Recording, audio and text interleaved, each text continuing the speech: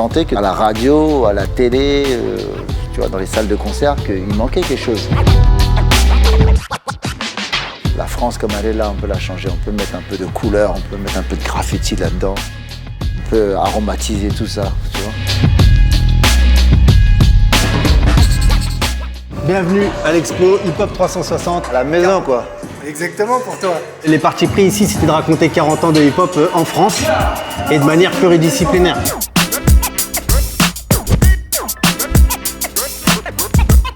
Qu'est-ce qu'on a pu en prendre dans les Mercedes? Bim. Les Mercedes dans les quartiers, là. Bim. Faire une chaîne avec. On avait envie de New York. Ouais. Bon, quand je taguais sur les rails avec Rico, tout ça, avec mon frère, pour nous, Sarcelles, c'était New York. C'est-à-dire que moi, quand je prenais le train, je prenais pas le train. Je montais derrière le train, tu vois, et j'allais jusqu'à la gare du Nord comme ça.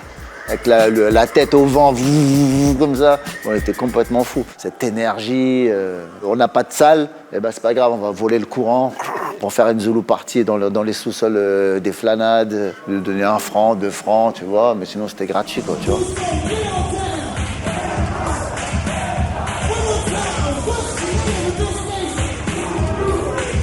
Le fameux... Eh ben ouais, voilà, tu vois. Si tu l'ouvres derrière, tu me vois. Ouais, avec mon pull à capuche rouge champion, tu vois un petit bout de ma tête, tu vois la moitié de ma tête, là. Ça, je vais regarder ça. C'est un des premiers disques de rap français, Johnny Go des Strawman. C'était 2 Black Panthers qui rappaient et ils en ont imposé grave. Quand tu croisais Johnny Go et des Strawman dans les métros, crois-moi, tu faisais pas le malin. Ils avaient des marches lourdes comme ça. Quand ils rappaient, ils en imposaient. Blouson en cuir. Ah ouais, blouson en cuir, c'était des anciens rockers. Celui-là, je l'avais aussi. Ça, c'est le premier disque que mon père m'a acheté. À Paris, la Zulu, so funky. Ouais, ya, ouais, ya, ouais, ya, ouais.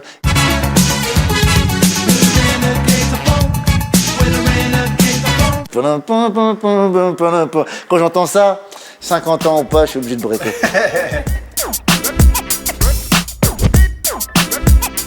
Toutes les cassettes de HIP, HOP, je les ai toutes dans ma cave. Dans cette émission, c'était le dimanche sur TF1. Plein de rebeux, de renois, des petits négrillons, des petits sauvageons de banlieue qui arrivent, qui dansent, mais c'est incroyable. C'est la première émission dédiée au hip-hop. Ouais, dans le monde. Dans le monde. Même aux États-Unis, ils n'avaient même pas encore MTV Rap. HIP, HOP.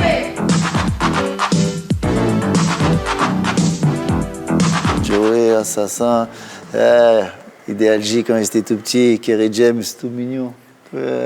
Claude MC. C'était une grande famille à l'époque, genre vous connaissiez tous ou pas? On va pas dire que c'était une grande famille, non, on va pas mentir. Il y avait la compétition, chacun était dans son coin, dans son clan, mais il y avait un respect. Là, Style G encore, MC Jean Gabin qui est là, il a toujours été musclé ce salopard. Je crois qu'il avait des faux papiers celui-là. Parce qu'il a toujours été balèze ce petit Charles. Là il y a encore MC Jean Gabin, là je suis là, c'est sur la scène de l'Élysée-Montmartre. C'est Tommy Bugsy à gauche sur scène au concert rap à l'Élysée-Montmartre. Hein. Joey Star, tu le croiserais? Ouais, je le croisais au terrain vague à la Chapelle quand il faisait des graffitis, tout ça. Vous étiez pas potes? Non.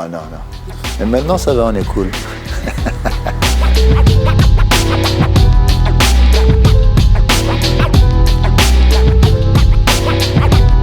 Les Américains, vraiment, ils nous ont vraiment beaucoup inspirés, faut pas se mentir. On s'est toujours dit, ouais, on peut en vivre de cette musique. Après, le but, c'était faire ce que t'aimes et kiffer. En France, il n'y avait rien. On a notre place, là. En plus, on avait déjà notre place sur TF1. Et on a été éjectés, boum. Ils n'en voulaient plus du hip-hop, ils nous ont mis à la rue. On sentait que à la radio, à la télé, tu vois, dans les salles de concert, qu'il manquait quelque chose. Que le hip-hop avait sa place dans ce paysage. On peut mettre un peu de graffiti là-dedans, on peut aromatiser tout ça, tu vois.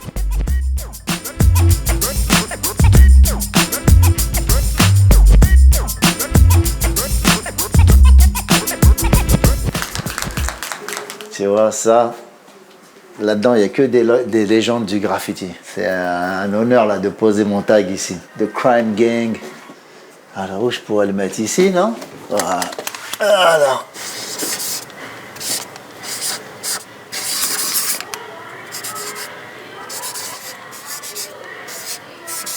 RCA. Avant, c'était pas Bugsy. Donc c'est pour ça que je ne pouvais pas mettre Bugsy. J'étais obligé de rester original, 86. Stomy B, RCA, recherché pour crime et attentat. Le lettrage, c'est lui qui m'a appris à taguer comme ça. Majesty. Et ça servait à quoi de taguer à l'époque? C'était, tu marques ton nom, tu t'imposes. Voilà, tu montres que tu existes, tu vois. Je suis là, je suis vivant. Voilà, j'ai pas une rue à mon nom, mais voilà, il y a mon tag qui est comme si j'étais Charles de Gaulle, il y a mon nom aussi. Tu vois? Ah, c'est vraiment une belle expo. Quand est-ce que tu as commencé à écrire, Stomy?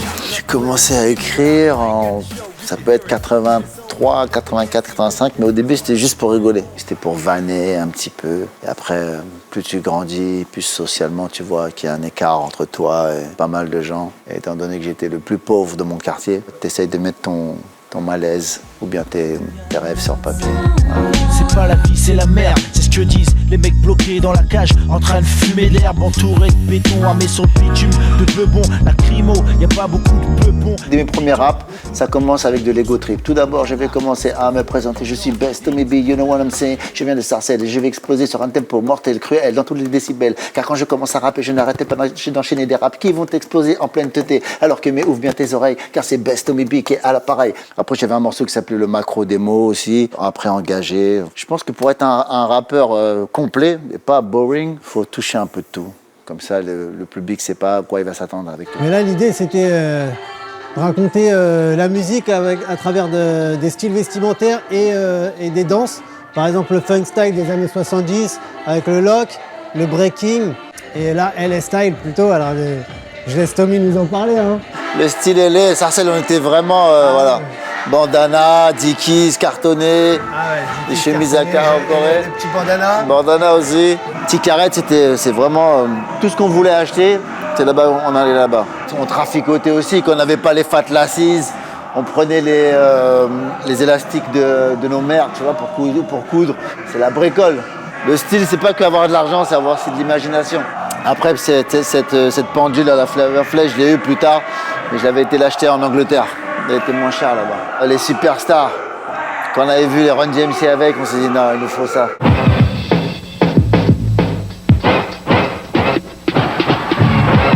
Lui, Dark, c'est lui, il a commencé avec mon frère, et c'est vraiment, il était de Garges, et c'est une veste de Dark. C'était vraiment sa signature, ça. Il en a fait tellement Dark, des vestes comme ça. Magnifique. Ça, ils ont une veste de Dark.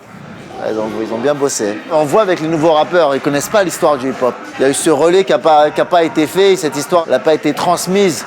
On a fait ce qu'on a pu, mais je sais pas, peut-être les radios, ils n'ont pas suivi. Et donc ça sert à ça de faire des expositions et des musées. Pour la culture, c'est important. Dans les années 80-90, quand on découvriez le hip-hop, qu'un jour ce serait dans un musée? Non, jamais de la vie.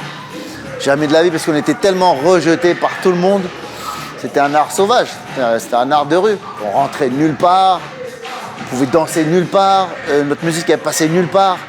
C'est-à-dire que moi j'arrivais avec un vinyle de Run DMC, je suppliais les DJ, je leur mettais la pression, je jouais le titre, le DJ disait il jouait le morceau à 6h du matin. Et c'est la définition du hip-hop, c'est un art qui s'est battu pour s'imposer. Et là, les premières fausses collabs, où en fait, tu avais des Adidas BMW, Adidas Cadillac, et en fait, tu avais beaucoup de faux. Moi, j'avais un pote, il avait un survêt Adidas Fila. Je dis, waouh, charmé, tu l'as eu où? C'était que du faux. Et aujourd'hui, on voit toutes les collabs Supreme, Intel, Nike, Gucci, Louis Vuitton, Nike. Le hip-hop toujours avant-gardiste. Fat, les premiers à faire les beatbox. Flavor Flav, le Public Enemy avec Conan B, un mec de Sarcelles. Solo, Assassin, Crazy Jim, organisateur de concerts. Tous c'est des gens actifs du hip-hop, c'est des précurseurs tous.